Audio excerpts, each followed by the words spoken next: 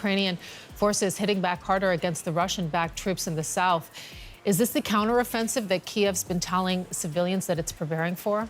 It is very obvious. What is different about this attack in a way that, well, Ukraine has launched massive attacks on Russia. What happens when a nation proves it can plunge Moscow's tallest communications tower into darkness?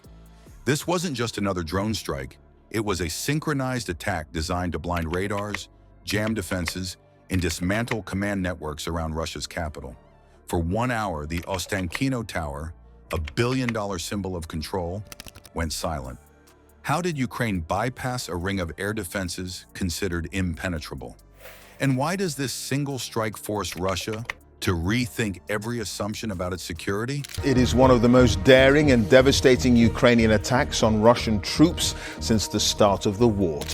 Stick with us because the answer rewrites the rules of modern warfare.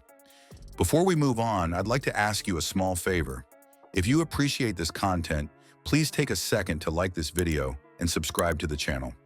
Over 98% of you watch the videos without subscribing. It costs you nothing, but it makes a huge difference to us. So did you click the subscribe button? Great. Thank you so much. Now back to the video.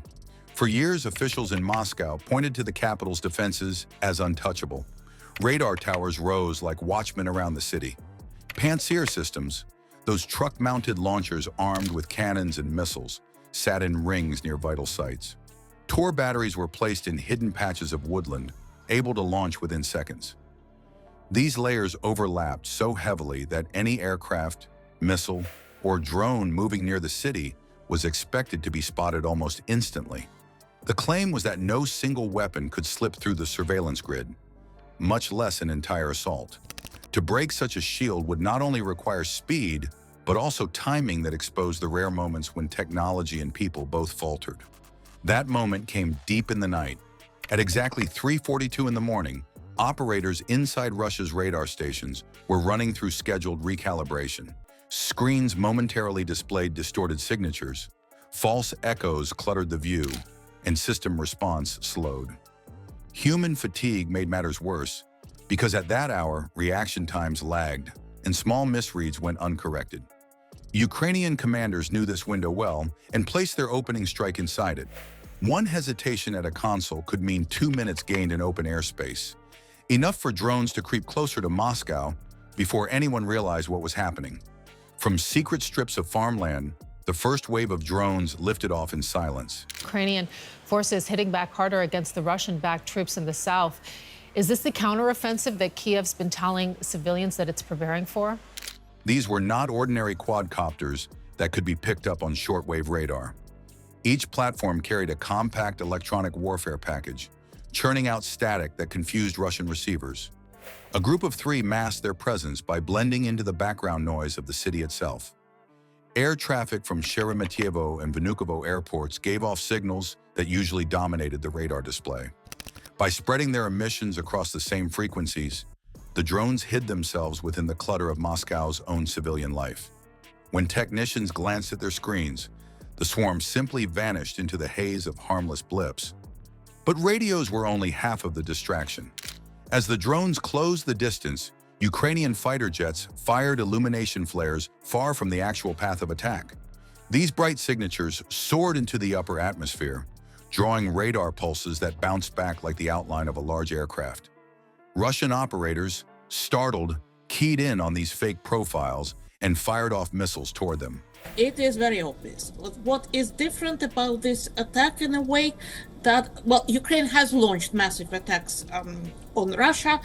Each intercept wasted ammunition and revealed the positions of anti-aircraft units that now had empty launch rails. The sky that seemed guarded at every angle suddenly opened wide as defenders found themselves shooting at ghosts.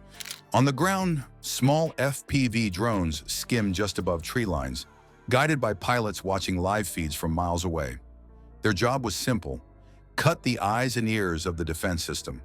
They smashed into the bases of radar masts, toppled antennas, and snapped the slender frames that held tracking dishes in place. Each collapse left another hole in the protective ring. Noise from the electronic jammers masked the buzzing of rotors, allowing the sabotage to continue largely unnoticed until the mass had already fallen silent. Meanwhile, Ukrainian ground units advanced under this electromagnetic shadow, their movement as unseen to observers as if a fog had rolled over the battlefield. Its victory in Ukraine is inevitable. This extraordinary operation shows that Ukraine is still in this fight. Some analysts later gave a name to this phenomenon, a corridor of blindness. It described the sudden absence of real-time awareness in a system built precisely to avoid such vulnerabilities. Russian defenses were designed to repel massed attacks from powerful militaries, yet this smaller, layered approach cut through piece by piece. It was not overwhelming force, but carefully stacked confusion. By combining swarms of drones, electronic emissions, decoys, and pinpoint sabotage, Ukraine turned the most guarded cityscape in Russia into something that looked fragile. With the outer line punctured, heavier equipment was able to roll forward. Armored carriers slipped past grid points where radar coverage once overlapped. Crawler robots with low heat signatures followed in their wake, creeping along without registering to infrared scanning towers. For the first time, even mechanized elements could cross invisible lines without tripping alarms. Strike Russia where it's not expecting it. It's also a clear indication that Russia is not invincible. What started in the darkness with quiet drone launches expanded to a clear path that machines of war could follow unhindered. The shield around Moscow had not shattered all at once, but fell layer by layer, each one peeled back until only empty space remained. It was less an assault than a dismantling of every instrument meant to guard the capital. That has now become a thing of the past, and this war is now in a very different and a very difficult sort of a terrain. When Ukrainian units found themselves facing no tracking feed and no active interceptors, the corridor widened into a direct passage. Yet even then, the operation was not about breaching the city's edge. The real target, looming far beyond the disrupted radar grid, stood taller than any defense system, the giant tower that dominated Moscow's skyline. The Ostankino Tower had always loomed as a symbol of state control, sending television and radio across Russia's heartland. Generals called it unshakable, yet one strike erased that certainty. Screens went black, broadcasts froze, and alarms carried further than the tower's signal. Russian logistics hubs, Russian weapons depots to basically deprive Russia of that huge advantage it's been having. And the loss cut deeper than steel. Authority itself seemed fragile.